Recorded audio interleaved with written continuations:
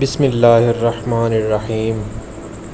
اللہ تعالیٰ نے حضرت سلیمان علیہ السلام کے لیے جنوں، شیاطین اور جانوروں کو مسخر کر دیا تھا، اور وہ سب حضرت سلیمان علیہ السلام کے تابع فرمان تھے۔ ان کے پاس ایک ایسی انگوٹھی تھی جس پر اسم اعظم کندہ تھا، جس کی تاثیر یہ تھی کہ انسان و حیوان، چرند پرند، جنوں پری سب ان کے پاس کھنچے چلے آتے تھے۔ جب حضرت سلیمان علیہ السلام کی سلطنت بہت وسیع ہو گئی، انہی دنوں کا واقعہ ہے کہ ایک روز معمول کے مطابق آپ قضائے حاجت کے لیے باہر گئے اور اپنی انگوٹھی ایک لونڈی کے حوالے کر گئے۔ ان کے جاتے ہی دیواؤں کے ملک کا بادشاہ ہمودلس کسی طرح وہاں آ گیا۔ اس نے لونڈی سے حضرت سلیمان علیہ السلام کی انگوٹھی حاصل کی اور تخت سلیمانی پر جا بیٹھا۔ اسی انگوٹھی کے سبب سارا کاروبار سلطنت چل رہا تھا۔ چنانچہ انگوٹھی پاس نہ ہونے کی وجہ سے حضرت سلیمان علیہ السلام سے سب کچھ چھن گیا، اور وہ انگوٹھی دوبارہ پانے کے لیے جنگل کی طرف نکل گئے۔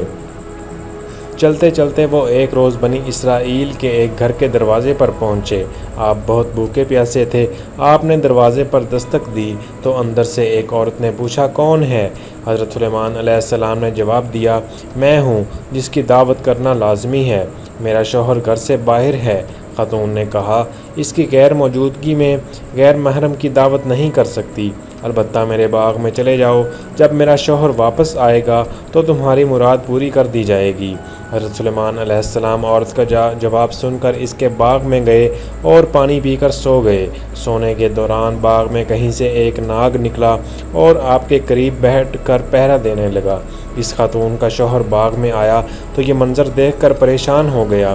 اس نے بیوی سے پوچھا کہ یہ آدمی کون ہے اور یہاں کیوں سو رہا ہے؟ بیوی نے بتایا، یہ مسافر ہے اور آپ کے انتظار میں ٹھہرا ہوا ہے۔ حضرت سلیمان علیہ السلام بیدار ہوئے تو وہ ناگ وہاں سے ہٹ گیا۔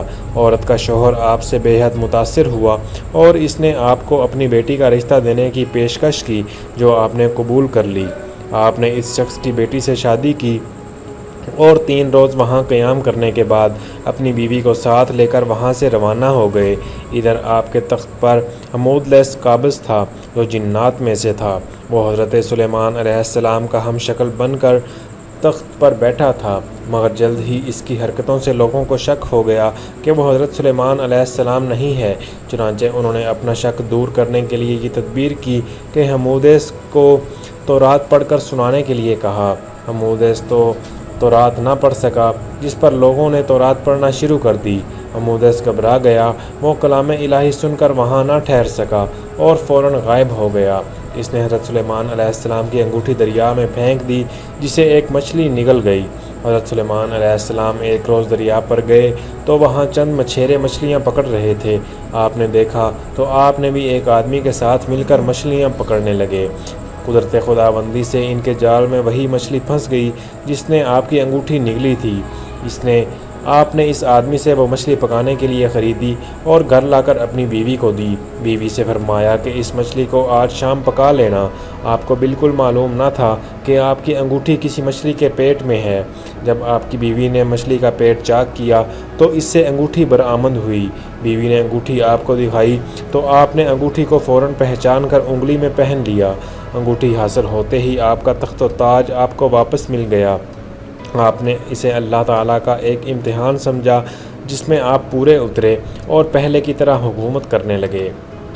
دوستو، اگر آپ چینل پر نئے ہیں اور کون کیا ہے چینل سبسکرائب نہیں کیا تو چینل سبسکرائب کر لیں اور بیل آئیکن پہ پریس کر لیں۔